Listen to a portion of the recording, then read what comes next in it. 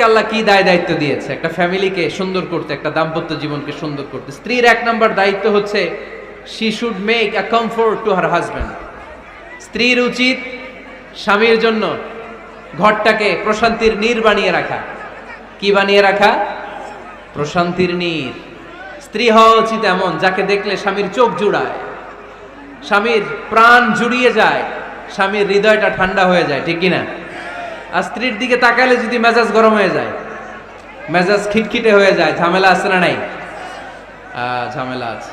এজন্য মেহেরবানি করে আমাদের বোনরা যারা এমন কোনো কাজ করবেন না যেটা স্বামীর মেজাজকে খিটখিটে করে দেয়, কারণ আল্লাহ তাআলা আপনাদেরকে তৈরি করেছে লিতাসকুনু ইলাইহা, স্বামী আপনার কাছে গেলেই যেন তার হৃদয়টা প্রশান্ত হয়ে যায়, ঠিক কিনা?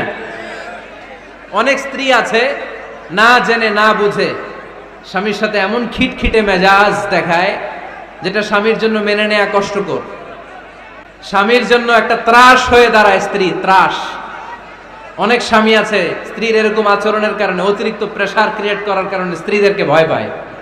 এজন্য বোনদেরকে বলবো লিতাসকুনু ইলাইহা, এমন ভাবে আপনি আপনার স্বামীর সামনে নিজেকে প্রেজেন্ট করেন যাকে আপনাকে দেখলে আপনার স্বামীর চোখ জুড়িয়ে যায়, হৃদয়টা প্রশান্ত হয়ে যায়, আপনাকে দেখলেই আপনাকে ভালোবাসতে মনে চায়, ঠিক কিনা? এজন্য রব্বুল আলামিন বলেন আমি নারীদেরকে তৈরি করেছি লিতাসকুনু ইলাইহা, যেন পুরুষেরা স্ত্রীদের সংস্পর্শ যখন পায় পুরুষদের হৃদয়টারে প্রশান্ত করে দেয়। কে?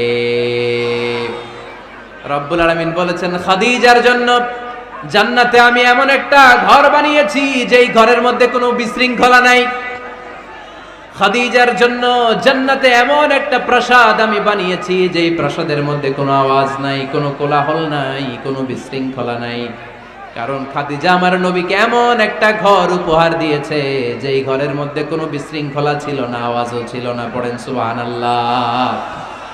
আল্লাহ রাসূল যখন সারাদিন কাফেরদের মাঝে কোরআনের দাওয়াত দিতেন, কোলাহল মারামারি জীবনের ঝুঁকি নিয়ে মক্কার কুরাইশদের মাঝে যখন দাওয়াত দিতেন, সব বিশৃঙ্খলা ঝামেলা গোলমাল শেষ করে রাতের বেলায় যখন খাদিজার ঘরে বিশ্বনবী ঢুকতেন, বিশ্বনবীর হৃদয়টারে প্রশান্ত করে দিত কে?